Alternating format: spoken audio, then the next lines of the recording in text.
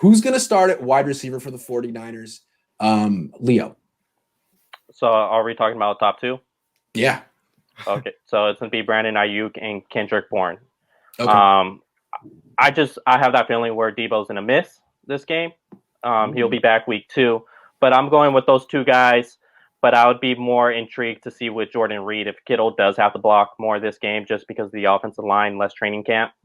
I think Jordan Reed could have a big game, but Kendrick Bourne, Brandon Ayuk. Okay.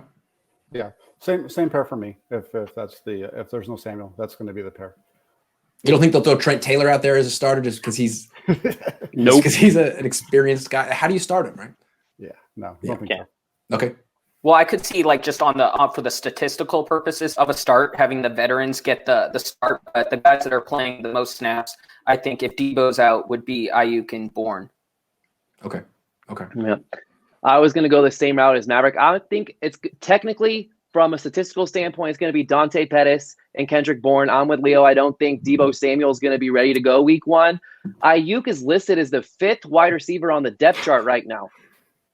Yeah, so we were laughing at earlier. Sorry, keep going. No, you're good. So Ayuk is listed behind Kendrick Bourne and Debo Samuel, Trent Taylor, Dante Pettis. So they have him as the 5th wide receiver right now. I think you'll see, as the game progresses, you'll see a lot more Ayuk. But to start off, I think you're going to see Pettis and Bourne open up that opening series if there's no Debo Samuel. Oh my God, Jimmy Garoppolo just had a nightmare. Okay, Jose.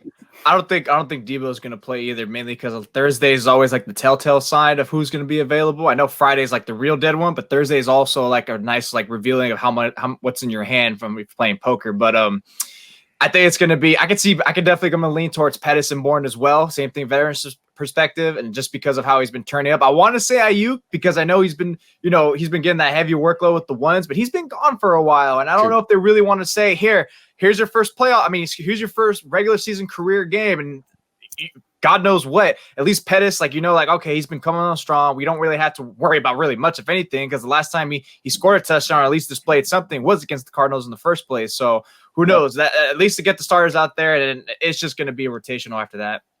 I think it's going to be Ayuk and Bourne. I don't think Ayuk's going to play. I don't think Ayuk's going to play the whole game for all the reasons we've talked about. He didn't have a full training camp. He's a rookie, no OTAs, no preseason. He's not fully ready, but he was the first round pick. They traded up for him. Kyle Shanahan has his ego thoroughly wrapped around this kid's future. And I think Shanahan would love Brandon Ayuk to be the offensive rookie of the year. And he needs to start 16 games. So he could start and then play 30 snaps. I think that's fair. I think they're going to have a rotation at wide receiver. Trent Taylor will get a lot of snaps. Dante Pettis will play too.